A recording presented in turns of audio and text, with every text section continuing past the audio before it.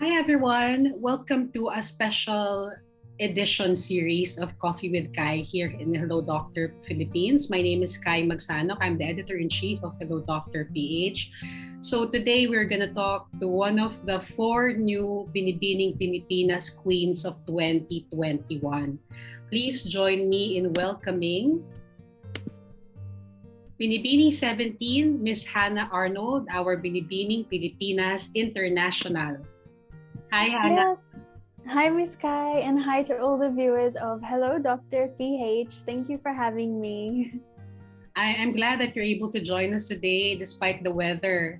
Is it not affecting you? Parang you're not under the weather or something? No, actually, yes, I'm feeling a bit sorry for a lot of the girls. They are getting a little sick from the weather change, but luckily my immune system is staying strong.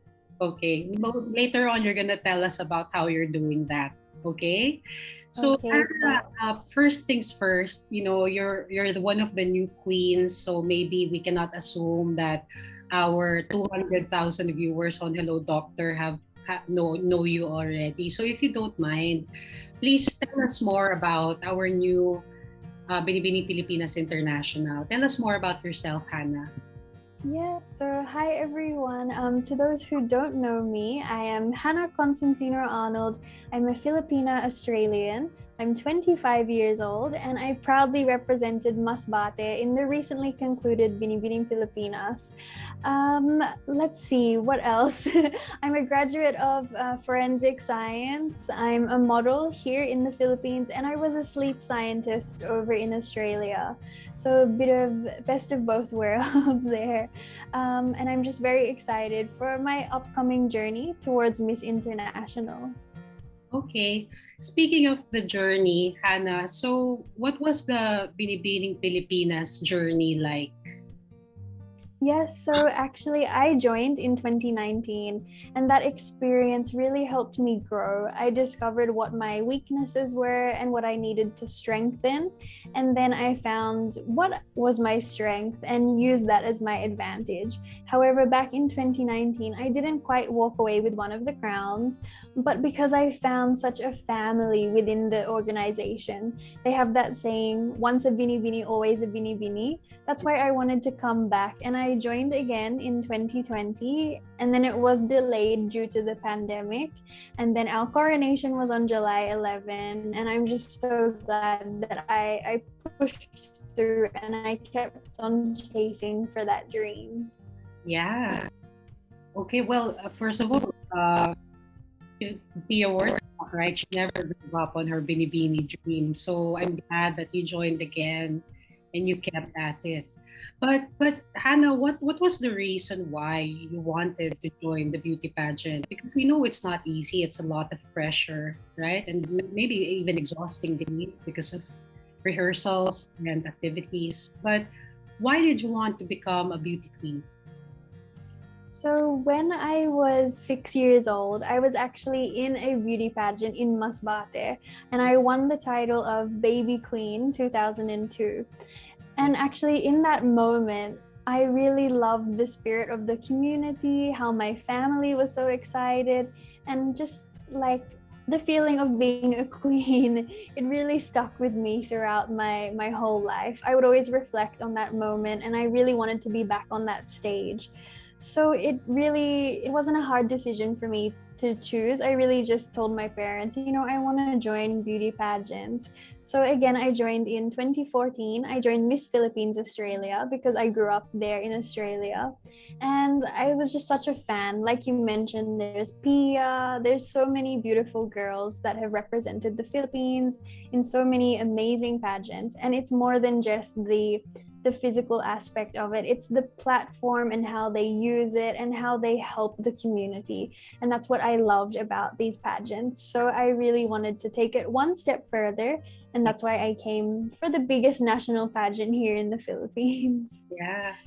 So it's been, you won your crown last July 11. So it's been more than 2 weeks of being our Binibining Pilipinas International. How has it been for you so far? It's been amazing. Like, I'm lucky to meet you here, even if it's through Zoom. I'm meeting so many amazing people, hearing your stories. People are listening to mine.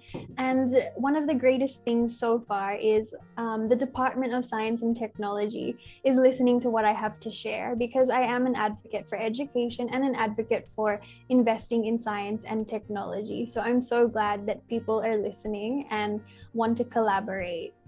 Okay, so speaking of your advocacies, Hannah, why did you choose children's education and science and technology? Why those Yes. two? So, like I mentioned, I did grow up in Australia. So I was very privileged to have, amazing access to education. And I kind of took it for granted.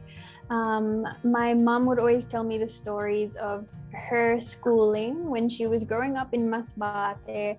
Her and her siblings, they really struggled with the distance they had to travel, the access to school supplies.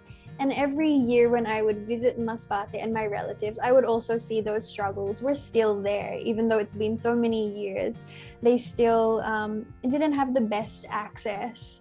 So my parents and my siblings and I, we really started donating school supplies and things like that from a young age, from when I was younger.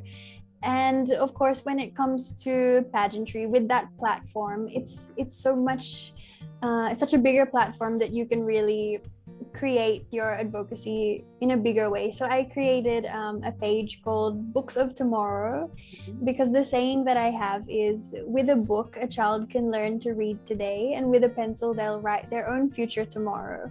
So I'm so grateful that people are really listening and following and wanting to donate school books, writing equipment, libraries, and I'm so excited for more communities that we're going to reach. Okay, so that's the Facebook page, right? Books of Tomorrow. Yes, yes. For all our viewers who are tuning in, please like and follow Hannah's advocacy. The Facebook page is Books of Tomorrow. Okay. Thank you. Okay. So Hannah, of course, we look at you and then we wonder how do I become as gorgeous as Hannah? Okay. So let's talk about the different aspects that you have been working on. Probably, I mean, maybe in your daily life, even before you joined the pageant, and then maybe after you joined the pageant. Let's talk about fitness first. What is your exercise or workout routine? And what do you do when you don't feel like exercising? So honestly, the during 2020, when the pandemic and lockdown started, I honestly was quite lazy, and I really let myself go with diet and exercise. I didn't find the motivation anymore. So I would save the YouTube videos, I would save the Instagram videos where people were working out, and I'd tell myself I'll do that later. But honestly, I wouldn't move that much. And then when I realized how much it was affecting my mood, and how I wasn't really accomplishing my goals that I needed to complete in the day, I would just start off small. So a simple task such as jump rope, skipping rope, you can, or even if you don't have a skip rope, you can just pretend and jump in the spot. I will do that to start the day, just for a few minutes in the morning. And then a few sit-ups at night. That's how I would begin. And then I enrolled in some core classes, because thanks to online Zoom and everything, we can really work out still and connect to many people. So that's what I was doing in preparation for the pageant. And now I have become a little bit more busy, so I am just trying to at least move my body for about 30 minutes, whether it's just walking up and down the stairs, or again just pretending to do the jump rope. It's really helped. Okay. So jump rope, and then sit ups at night, right? Yes. Sit ups at night. Okay, got it. Okay, how about your diet? What is, because they say, right, like that's the bigger part of what keeps a person fit, not the exercise. It's what you eat, right? So tell us about your way of eating, Hannah. What do you do to stay in shape? So for breakfast, I really do like to have something light. So a porridge, some oats or cereal. That's how I like to start the day. But then if there's also maybe some pineapple juice, orange juice, something quite refreshing like that. And then I do make sure that I have my vitamins. So I have multivitamins, or I take a vitamin C, how you put it in the water and then it helps you feel a bit more energized for the day. Yeah. And then for lunch and dinner, honestly, I will eat anything that my tita will cook. So traditional Filipino dishes, lots of rice, lots of gulay, whatever ulam, I will eat it. I honestly wasn't really depriving myself of anything during the pageant. Even now, I actually just before I had only Korean barbecue, so I'm really eating anything and everything just as long as I'm remembering to move my body for a little bit every day. Right. So it's really balance, right? Not deprivation. Yes. Balance. Yes. What is your guilty pleasure, Hannah? In terms of Ooh. Definitely. Of course, now that traffic is picking up again and most of my commitments are quite far away from my house, I will usually ask the driver, can we go through some of the fast food drive-throughs? And I'll always get chicken nuggets and fries. So I think I need to limit myself a bit more, be a bit more disciplined. yeah. Well, that sounds like the BTS meal. Are you a fan? Yes, that's the one. I hope it will stay for a lot longer. Yeah, me too. I love the sauces. Right? They're Yes, okay. so good. Yeah. All right. So, how about hair and skincare, Hannah? How do you take care of your skin? I mean, I'm sure people Yeah. look at you and then they say, "Ah, she naturally, has good skin." But I think I've also met a lot of the beauty queens, right? The 2013 batch, for example, when I was very active. So that was Megan, Bea Rose Santiago, the ones Mhm. who won their titles also. Yes. So I know there's a lot of work that goes into, right? It's not magic. Yes. There's a lot of care. No. So how do you take care of your skin? Yes, so actually, like you said, I haven't always had this like clear, glowing skin. When I was growing up, so as a teenager, I really had bad acne. There was a lot of scarring here, and it was because I used to do ballet and I wasn't taking care of my skin, all the sweat and everything. I really wasn't washing my face properly. But now I really make sure that as soon as my interviews or commitments are done, I will remove the makeup.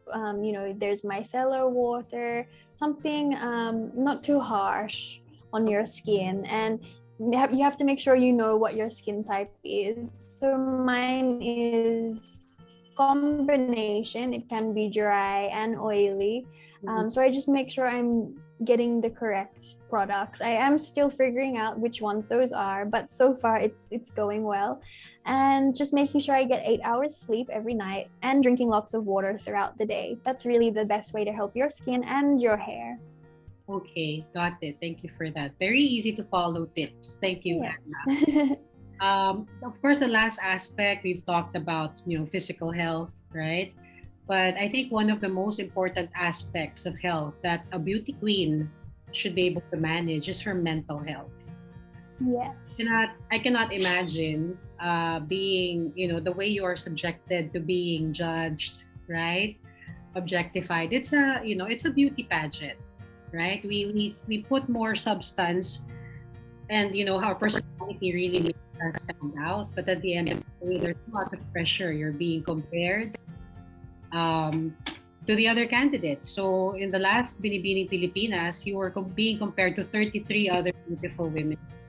So tell us about, how do you take care of your mental health, Hannah?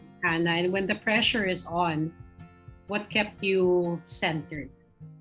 Yes. So like you said, there were other candidates that we were competing against. But one of the great things with the pageantry is when you become friends with the other girls, you realize how much you have in common.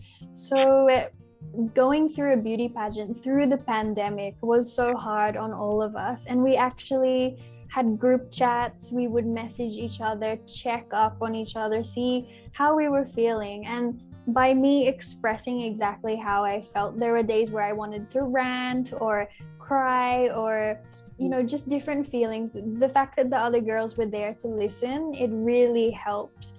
That's one of the best things with the friendships there, is you really understand what we're going through. Of course, my family and other friends were there to listen, but being able to talk to the other candidates truly helped with my mental health, especially in that last rehearsal week just before coronation. We were in the hotel together, and you could feel the stress, the anxiety and nerves throughout the hotel. So really being able to just sit down and chat with each other, shake it off, and just have fun, that really helps.